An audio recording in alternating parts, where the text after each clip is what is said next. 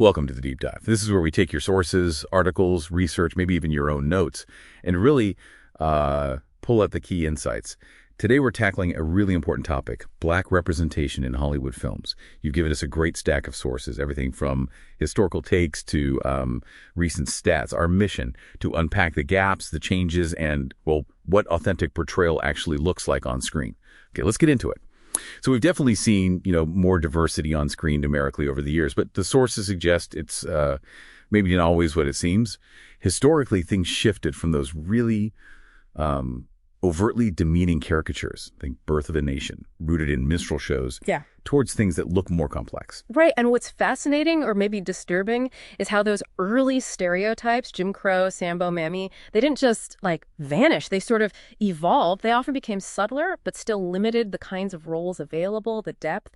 It creates this feeling, sometimes called an illusion of progress. The numbers might tick up, but the underlying systemic problems, they often stick around. And you really see that illusion when you look at specific numbers, like this one from 2023.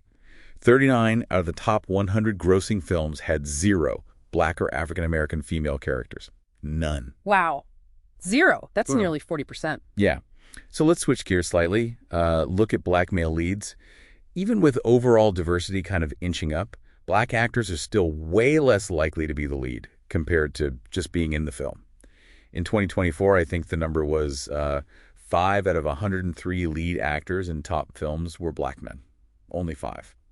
And this points directly to those industry biases, right? The decision-making level. You often hear studio execs talk about financial risk, the argument being that, Black-led films or Black-themed stories have too narrow appeal, they won't make money globally. Okay, that financial risk argument, it comes up a lot. But what does the actual audience data say? Doesn't hold water. Right. Because the sources you provided, they paint a very different picture. Oh, completely different. Like Black Americans are actually 65% more likely to go see a movie on opening weekend. Right. Huge early adopters. And look at films like The Woman King. Huge success. It proves inclusive stories can be massive hits. Absolutely. And the 2024 data even showed films with casts that were 41-50% BIPOC. They actually had the highest global box office. So it's not really about the economics, is it? Doesn't seem like it. It seems more about perceptions, ingrained ideas that just haven't caught up with reality. Okay, let's talk about Black women.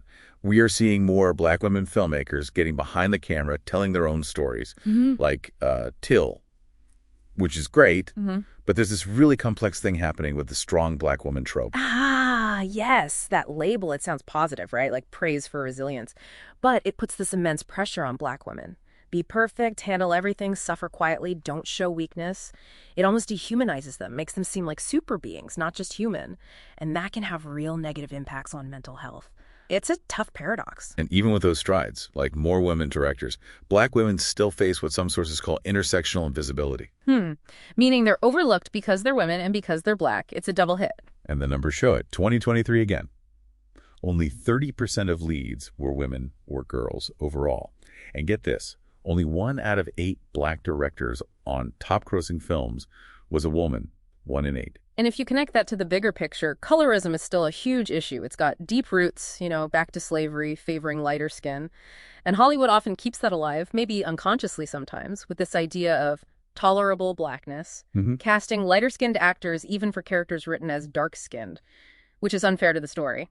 And unfair to actors like Viola Davis, who's talked about losing roles because of her skin tone. And thinking about historical tropes for Black men, that journey from Sambo or Coon, it seems to have evolved into this really persistent absentee father or deadbeat dad stereotype.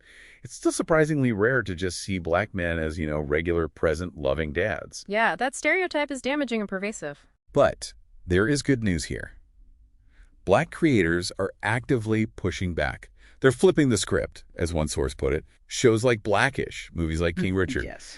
They're giving us nuanced, present, complex Black fathers, directly challenging those old ideas. So, wrapping this up, what's the takeaway? All these challenges, underrepresentation, these tropes, colorism, they're all tangled together. You cannot just fix one piece. It needs a more holistic approach. Right. And the sources suggest clear paths forward.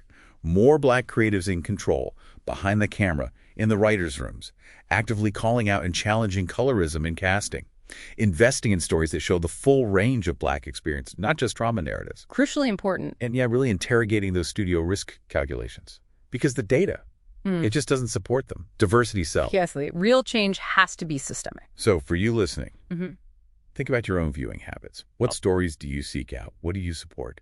Because that choice, every time you watch something, it sends a message about the future of authentic storytelling you want to see.